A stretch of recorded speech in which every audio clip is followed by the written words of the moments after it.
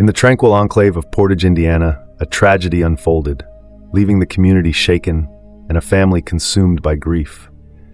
At just 19 years old, Amanda Bach radiated promise, a spirited young woman eagerly anticipating the start of her college journey. But in the autumn of 2011, those dreams were shattered. Let me take you back to those ominous days and unravel each harrowing detail of the reckless act that sent shockwaves through the town. Amanda Bach was the embodiment of vitality and ambition.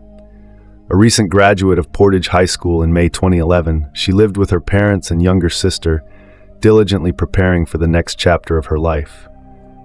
But fate dealt a cruel blow on September 15, 2011. That night, Amanda vanished without a trace, leaving her loved ones gripped by desperation, searching for answers in the void she left behind. The story begins at the intersection of fate and folly when Amanda met Dustin during her sophomore year at Portage High School. Dustin exuded charm, drawing Amanda into an intense relationship that spanned over 2 tumultuous years. Their love was a storm, passionate yet volatile, marked by frequent breakups and reconciliations. Friends and family bore witness to their roller coaster romance, often punctuated by heated arguments and signs of Dustin's simmering anger. Unbeknownst to Dustin, Amanda had decided to sever ties that very evening. She had confided in close friends about her growing feelings for his friend Brandon and was prepared to move on. By the summer of 2011, Amanda and Dustin had reached the twilight of their relationship. Though lingering affection remained, they both recognized the toxicity that had taken root. By late August, they officially parted ways, attempting to maintain a fragile friendship. But Amanda had no idea that this so-called amicable breakup would spiral into tragedy. On September 15, 2011, Dustin lured Amanda back with a plea, his words dripping with feigned sincerity. Whether out of nostalgia or misplaced trust, Amanda agreed to meet him one last time. That evening, she made her way to Dustin's home in Union Township, Indiana, where he lived with his father, Joseph McCowan, a Crown Point police officer. The night began unassumingly. They played video games, watched movies, and spent time together. According to Dustin, Amanda stayed until about 1:30 a.m. before leaving in her car, heading north on County Road 625 West, but Amanda never made it home. As the hours passed in silence, her family's concern grew. Calls went unanswered, messages remained unseen. Dread set in, tightening its grip with every futile attempt to reach her. By dawn on September 16th, Amanda's parents were forced to confront a chilling reality. She was missing. A frantic search ensued.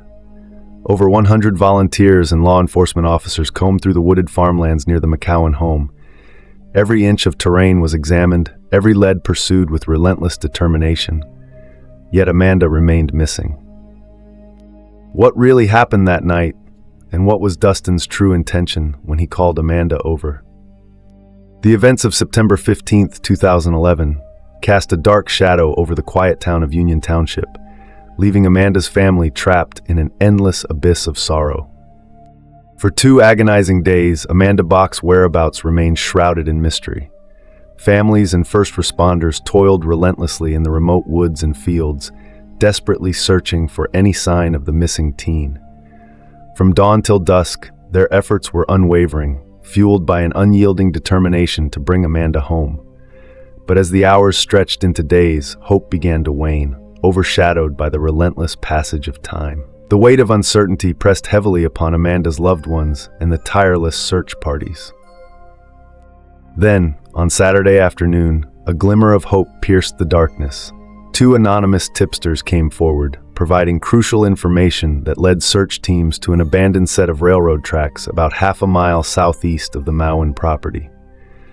With renewed determination, the search efforts shifted focus. Every step was taken with bated breath, every heartbeat echoing with a mixture of anticipation and dread. As the late afternoon sun cast long shadows over the desolate landscape, a devastating discovery was made, one that would shatter all hopes of finding Amanda alive and send shockwaves through the community. The grim details of what was found are too harrowing to fully disclose, but suffice it to say, it marked the tragic end of Amanda's disappearance and the beginning of a new chapter, the pursuit of justice.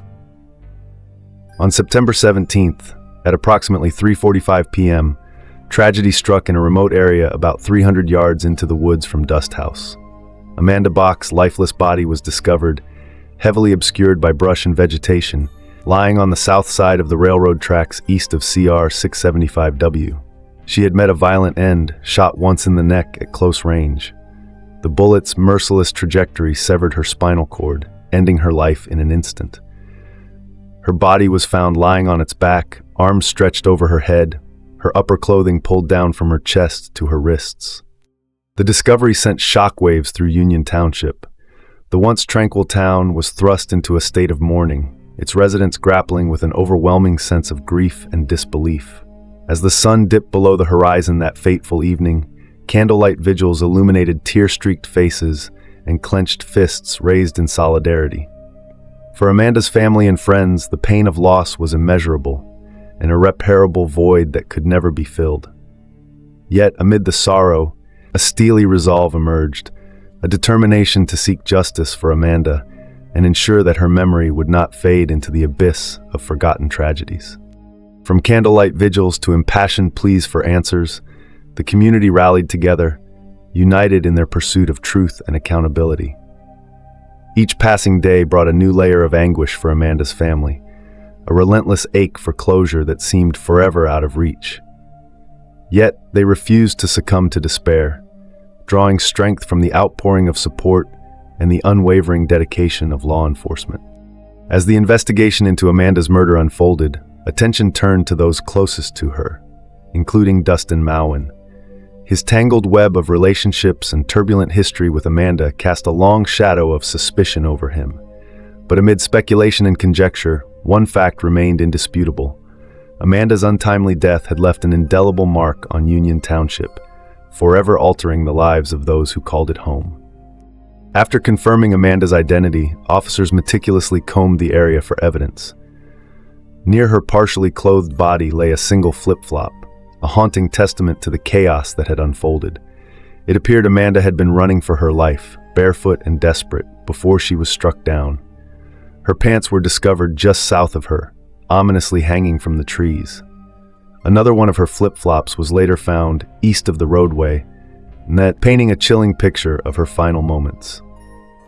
The scene was nothing short of a nightmare, a tragedy so incomprehensible that words alone could not capture its magnitude. Amanda's body was carefully transported to the coroner's office for further investigation. The autopsy revealed a shocking truth. Defensive wounds on her arms suggested she had bravely fought for her life, only to be cut down in the prime of her youth. The revelation left investigators and the tight-knit community reeling with grief. The tragedy of Amanda Bach's murder rocked Union Township to its core, forever changing the lives of those who had known her. As the search for justice intensified, Amanda's memory became a rallying cry for accountability and a stark reminder of life's fragility. In the aftermath of Amanda's brutal murder, investigators embarked on a painstaking journey to untangle the web of deceit woven by Dustin Maun. As they meticulously sifted through evidence, a damning narrative emerged, one that shattered the facade of innocence he had maintained. Cell phone records provided a crucial breakthrough, placing Dustin near Amanda's lifeless body by the railroad tracks. This stark revelation contradicted his alibi of being at home during the critical hours of Amanda's disappearance and subsequent death.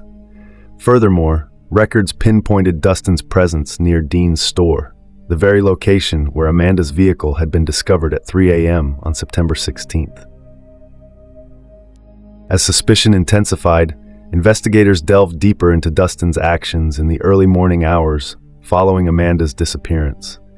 Despite claiming he had been searching for her when contacted by a deputy at 3:30 a.m., discrepancies emerged upon closer scrutiny of his phone records. Contrary to his assertions, the records painted a different picture, one of evasion and deception. Between 3:17 a.m. and 4:30 a.m., Dustin exchanged a series of text messages with a female friend, declining invitations to meet and offering flimsy excuses in a desperate attempt to conceal his true whereabouts. The mounting inconsistencies in Dustin's narrative and his suspicious behavior raised red flags for law enforcement. As the investigation pressed forward, the chilling realization dawned. The perpetrator walked among them, concealed by a veil of deceit. Dustin's shadow loomed larger as detectives intensified their scrutiny. With suspicions mounting, Captain B. Biggs ordered a comprehensive background check on Dustin, marking a pivotal turning point in the investigation. Armed with compelling evidence and fueled by a relentless determination to uncover the truth, investigators sought legal authorization to move forward in their pursuit of justice. The road ahead remained fraught with uncertainty, but one thing was clear: Amanda Bach's tragic murder would not go unanswered. The search warrant for Dustin's residence marked a crucial turning point in the pursuit of justice for Amanda. However, obtaining it proved to be a challenge.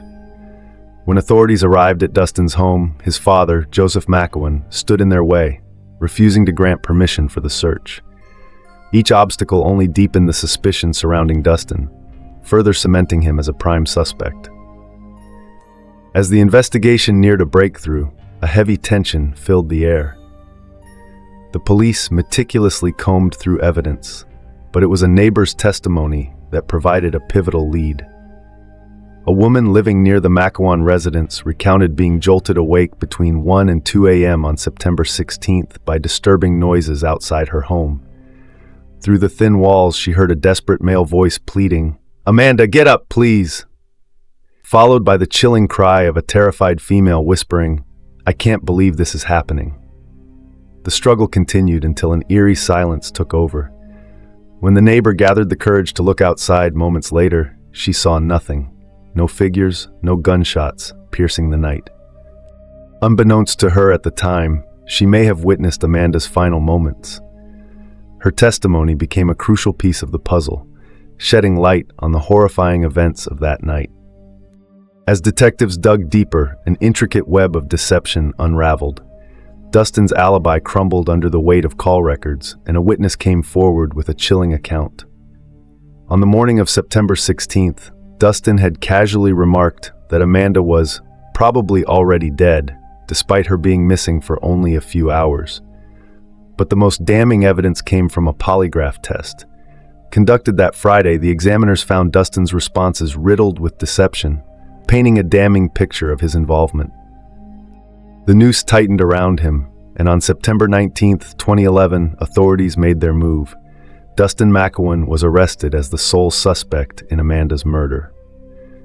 As the investigation continued, even more disturbing revelations surfaced. Attention turned to Dustin's father, Joseph Maun, whose startling admission sent shockwaves through the case. He revealed that a .38 caliber revolver had mysteriously disappeared from their home around the time of Amanda's murder. This missing weapon became a focal point of the investigation, and forensic tests later confirmed its chilling connection. The bullet recovered from Amanda's body matched the same caliber. The timing of the revolver's disappearance raised serious questions about the Maun family's involvement. Joseph's initial resistance to the search warrant now appeared even more suspicious. And when ballistic tests later found gunshot residue on Dustin's belongings, the case against him grew stronger.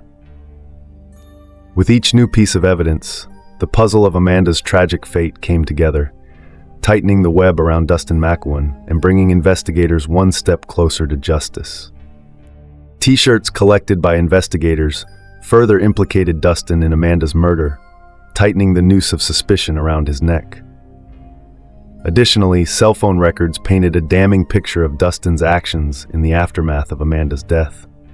Pings from his phone placed him making calls to Amanda's number, seemingly in a desperate attempt to fabricate an alibi. The fact that Amanda's cell phone was never recovered only deepened suspicions of foul play.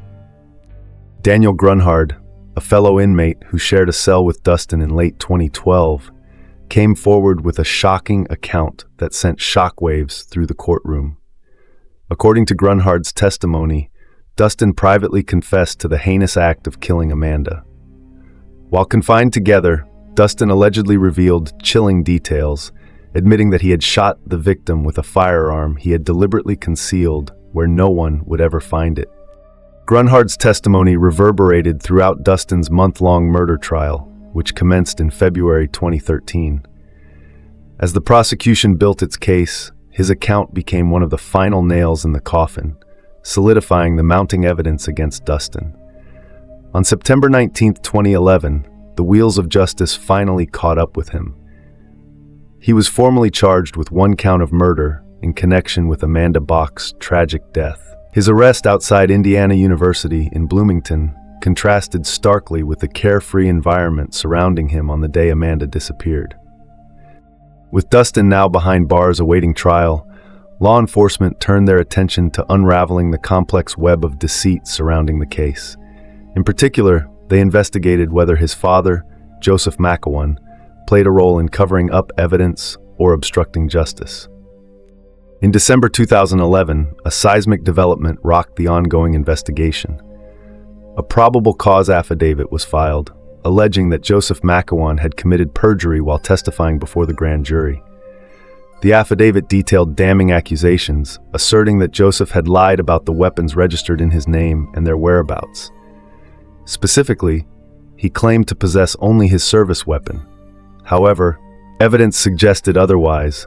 A .380 pistol registered to him was unaccounted for, mirroring the mysterious disappearance of a .38 caliber revolver reported missing after Amanda's murder. Moreover, Joseph Maun's refusal to consent to a search of his home in the critical hours following Amanda's disappearance hindered the initial investigation and cast doubt on his intentions. This further fueled speculation about his potential involvement in covering up his son's crime. As legal proceedings unfolded, suspicion loomed large over Joseph, casting uncertainty over his role in the unfolding tragedy. Prosecutor Matt Frost spent over a year gathering evidence for Dustin's trial. In late January 2013, a shocking revelation emerged. Joseph Maun had allegedly attempted to interfere with the case. Private investigator Bill Warner disclosed a suspicious phone call from someone claiming to be a police officer, inquiring about evidence against Dustin. Warner traced the call back to the Crown Point Police Department, specifically to Joseph Maun's personal line. Joseph had allegedly tried to mislead Warner by providing false leads and suggesting connections to other unsolved crimes. This revelation intensified the investigation into Joseph's potential involvement in obstructing justice and concealing his son's crime. As the pursuit of justice intensified, law enforcement and prosecutors remained steadfast in their commitment to bringing closure to Amanda's loved ones. In late February 2013, prosecutors presented a compelling case over 3 weeks, supported by 43 testimonies linking Dustin to Amanda's murder. Despite the defense's attempts to cast doubt, overwhelming evidence, including text messages, call logs, eyewitness accounts, and DNA findings, pointed to Dustin's guilt. Testimonies from a former classmate and 2 inmates provided chilling details, leading to a unanimous murder conviction on February 26, 2013. The verdict brought emotional chaos to the courtroom. While Amanda's family finally saw justice served, nothing could fill the void left by her absence. As the trial concluded, Amanda's memory remained a symbol of hope and the pursuit of justice. On March 28, 2013, Dustin Maun's sentencing hearing took place. It was marked by poignant victim impact statements from Amanda's parents, Sandy and Bill, who expressed the enduring pain of their loss. Deputy Prosecutor Cheryl Polaric passionately condemned Dustin, even suggesting his father's involvement in aiding the cover-up. Judge William Alexa then handed down the maximum sentence, a 60-year prison term, labeling Dustin's crime as senseless, selfish, and entirely avoidable. As the courtroom emptied, Amanda's legacy remained a powerful reminder of the devastating impact of violence and the importance of justice. In the years following Dustin Maun's conviction, his appeals have been unsuccessful, with courts consistently upholding his guilty verdict. Private investigator Bill Warner maintains that Joseph Maun played a significant role in covering up his son's crime. While some involved in the case still question whether justice was fully served, Dustin will spend his life behind bars. Meanwhile, Joseph Maun remains free despite lingering suspicions. Even a decade later, Amanda Bach's memory remains vivid. Each year on September 17th, her loved ones gather for a commemorative vigil at her gravesite, sharing tears and memories under a weeping willow. Though the pain of losing Amanda never fades, her family and friends find solace in her enduring spirit. Surrounded by sunflowers, her favorite bloom, her final resting place remains a peaceful sanctuary, carefully tended to by those who love her. Despite their grief, they find strength in the bond they still share with Amanda. Her memory endures as a testament to the power of love and the impact she had on those who knew her. May she rest in peace. Thank you for watching this episode. If you enjoyed this video, don't forget to like, subscribe, and hit the bell. Keep puzzling.